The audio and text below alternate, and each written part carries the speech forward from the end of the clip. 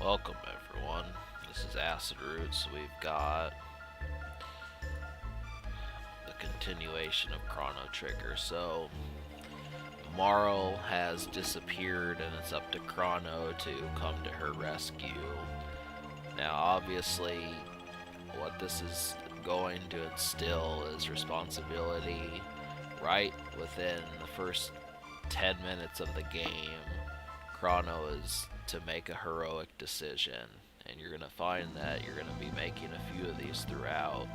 So I think you may like Chrono's character. He is the playable character. He will usually be in the party.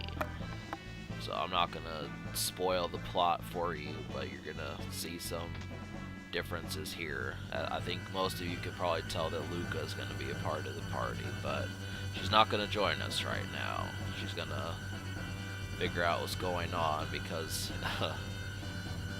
it's not, this is kind of, if you pay attention, it's, this is a time machine that transported them to some distant thing. They don't even know where it sent them. So if this were to happen in real life, it wouldn't just be like, okay, I'm gonna jump into the great beyond. So that's something that you may not catch. And so Luca's got some business to take care of just to figure out what's going on. This would, I'm not so sure if they have televisions in this game. That's one thing that's kind of strange, is thinking about the technology they have. They have guns, they have that sort of stuff. But alright, we're gonna get ready to fight some of our first fights and stuff. So these are the imps, and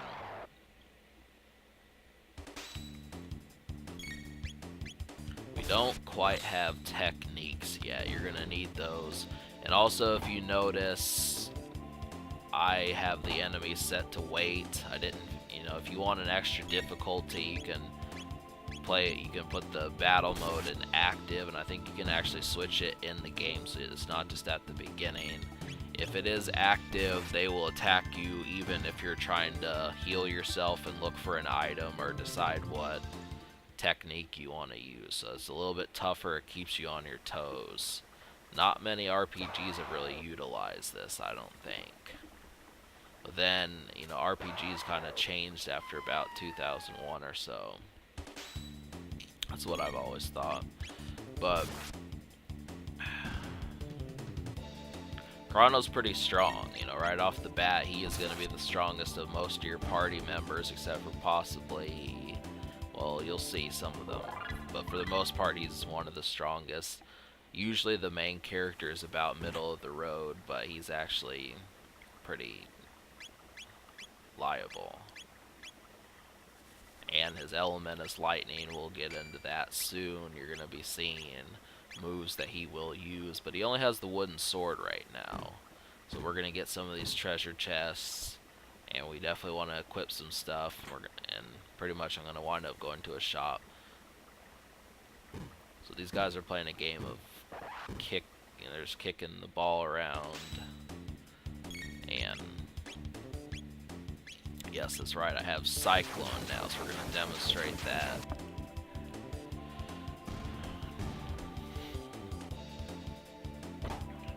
Chrono wields the Katana, so there's a difference. You're going to be seeing new weapons in this game. Most of them have a distinct one. Marl's weapon is the crossbow. Luca's is the gun. So where are we? That's kind of the question. But I'm going to save. You can save anywhere on the map. When you're not in a location, you can save in the overworld. I'm trying to figure out what file I want to delete, because I actually was playing this game earlier in the year, back in 2015. But unlike the PlayStation version, there's only 3 files for you to take. So we're going to talk to some people.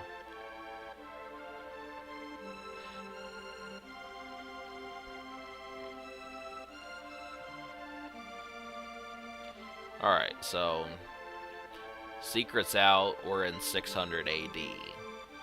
So that's basically what's going to happen. We are 400 years in the past. 1000 AD is where Chrono is from. Marl is somewhere in this timeline. And once you piece things together, you'll realize what has happened, but we'll get into that as these episodes continue.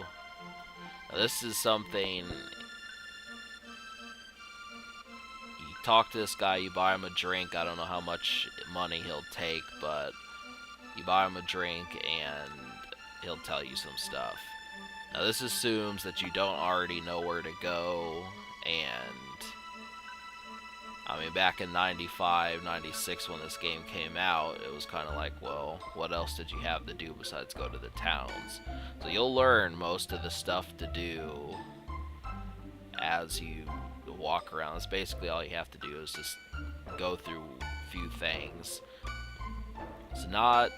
The thing I like about this role-playing game is there's not a ton of, like, hoops that you have to jump through in order to progress. Really, you just have to be good at role-playing games in order to beat it. So that's one thing to remember. But I am going to talk to a lot of these citizens so you get the extra bit of dialogue, so you know what